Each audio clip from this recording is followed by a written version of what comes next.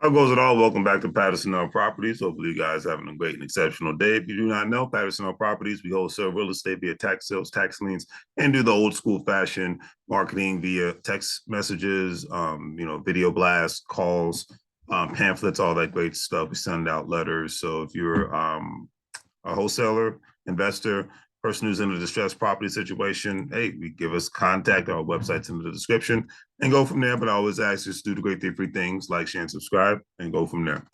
All right. So usually when one thinks about gentrification, most of the time people think about places like Florida, New York, Washington, D.C., and California.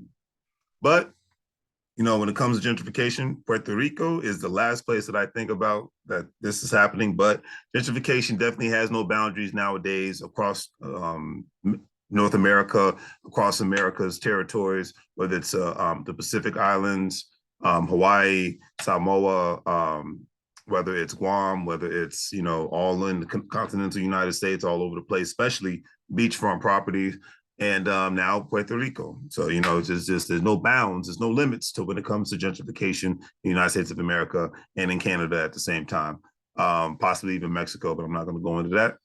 According to the article, YouTube phenomenon Logan Paul moved into a $13 million mansion in Puerto Rico.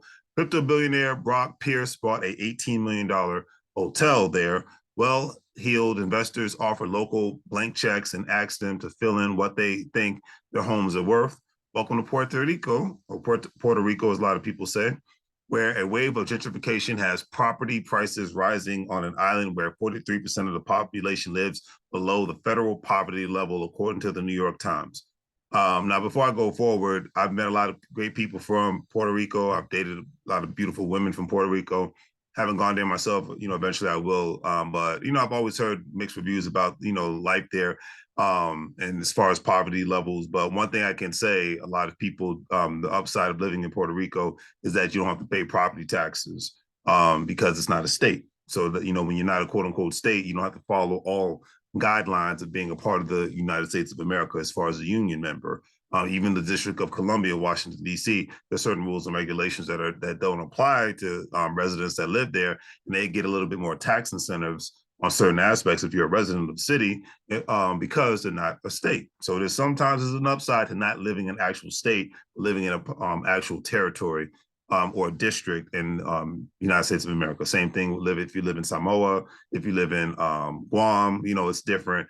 It's Hawaii, because Hawaii is an actual state of the Union of the United States of America. So the same rules apply, like if you lived in any other continental state in the United States of America. So just wanted to put out that specific fact, and I just think it's interesting. A lot of Americans have been retiring in Puerto Rico for a long time. A lot of local Puerto Ricans, if they come to the continental United States, it's very normal for them to come back to the island to retire, especially because you don't have to pay personal property taxes. And that's why a lot of people always fight against Puerto Rico becoming an actual state, because they know then the rules of engagement would change, and then it wouldn't be a great hub for retirement or even a hub for corporations. And I'm sure you have a lot of locals, a local government officials there, plus corporations that probably fight and lobby the federal government, i.e. Congress and the president, to not ever make Puerto Rico a state, just because they can continuously get those tax incentives, but be close and live a beautiful island life, because I heard this is a very beautiful place to go. So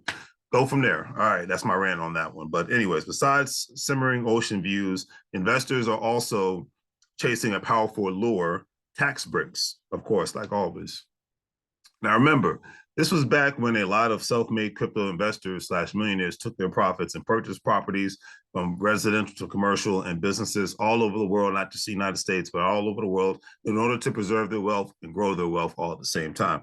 The article also stated that the real estate boom began a few years in San Juan, Puerto Rico, capital and largest city, and has since ricocheted across the Caribbean island, driven by tax incentives created to draw investors in the wake of the Hurricane Maria in 2017, which is horrible.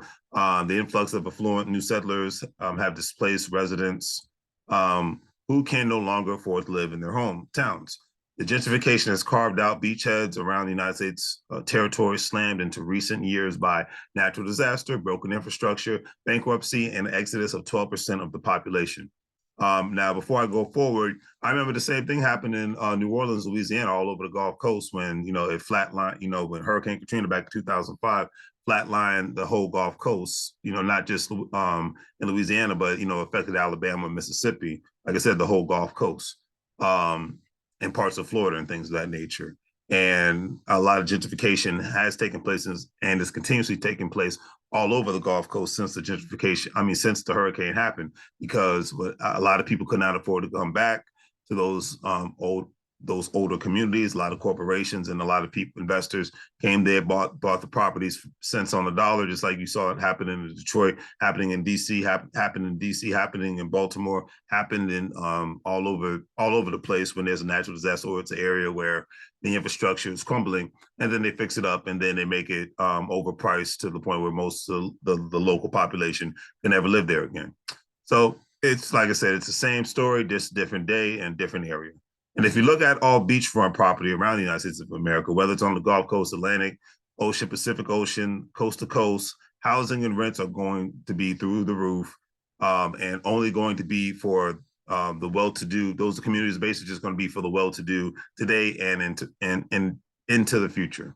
The article also stated that it feels like Hurricane Maria placed a for sale sign on the island, said Gloria Cuevas Vieira, a Rincon resident who is helping to lead the fight against gentrification.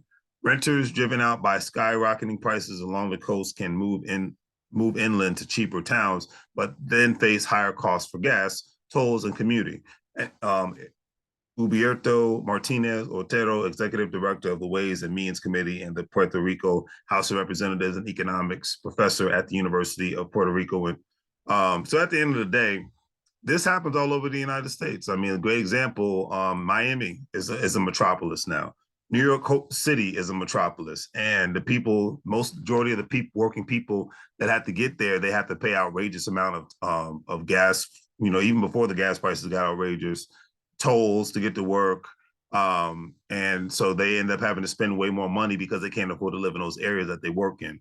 That's why during the pandemic, one of the best things for a lot of workers were being able to work from home, because they were able to save money on not paying for gas and not paying tolls and things of that nature. But at the end of the day, everything is a hustle. Everything, if you're going to play, you're going to pay. There's no way around it unless you're a rich person. That's just how it is, unfortunately.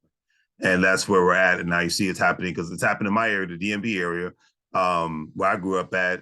Every major city, whether it's in Miami, Florida, whether it's in Fort Lauderdale, Florida, whether it's in New York, New Jersey, Virginia, Maryland, DC, Los Angeles, Houston, Texas, Dallas, Texas, all the major metropolitan cities, there are tolls everywhere.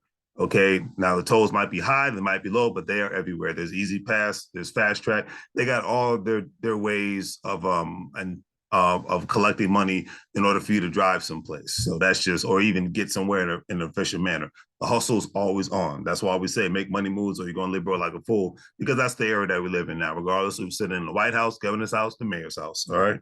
Anyways, so the article stated that, because like I said, this has been done all across, big major cities and beach communities all over the country.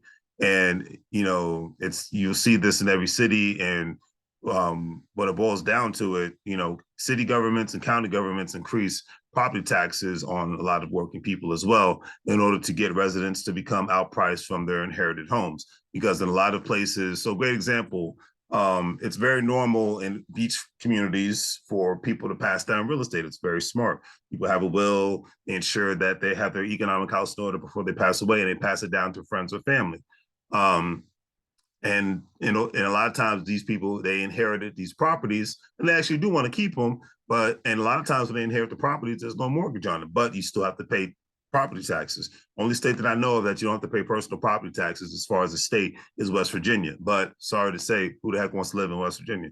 I just leave it at that. But anyways, I digress. But at the end of the day, and a lot of times the property taxes during that time before gentrification takes place might seem reasonable, but then years pass on, and then the city or the county increases the personal property taxes to the point where one might as well have a mortgage on the property because they can't afford it anymore. So that's why it's very important to have as much cash reserves in most and enough multiple streams of income to ensure that you can maintain an asset like that, because beachfront property, I don't care what beach it is in America, it's an asset, and I'll just leave it at that. And in Puerto Rico, Guam, the Pacific Islands, the whole nine, it is a freaking asset. So I'll leave it at that.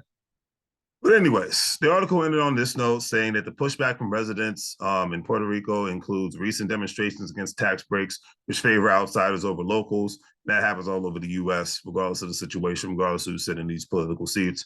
Anti-gentrification posters with pictures of Logan and Pierce say in Spanish, "This is what our colonizers look like." And that's how local governments work more and more nowadays, regardless if it's in an American territory, city, district, or state. Democrat, Republican, it's all the same at the end of the day. At the same time, residents who sell their homes have benefited from the boom in property taxes. Governor Pedro R. Lucy has cheered the many investors buying up luxury homes, probably because that governor has been lobbied or paid money to say that. A key motivation, I'm sorry, I'm biased against all politicians, so it is what it is. A key motivation for passing the tax law was the collapse of the island's luxury real estate market. The governor stated what was intended was an influx of people with capital to give life to the real estate market, and that's what happened. So, what you see here at the end of the day, it's not against the law. It is capitalism, and it's winners versus losers, and the people of the working people. That's always going to be the losers in the United States of America if working people don't operate like a corporation. That's my personal opinion on that one. But good luck in the fight against gentrification, because I know it's a real big deal, serious thing, and I don't wish it on anybody. But it is what it is. On that note, do the great 3 things: like, share, and subscribe. Have a great day. If you're a stock market investor, crypto investor, individual retirement account investor, do not forget to sign up with WEBULL, Stash, Acorns, Crypto.com, Coinbase, all those platforms. You'll be able to make some money. Plus, as soon as you sign up with WEBULL, once you put a penny in your account, you will be able to buy, you will be able to get up to 10 to 12 free stocks. So go ahead, get the free stocks and go from there. As I always say, make money moves, you're going to live, bro, like a fool. Take care.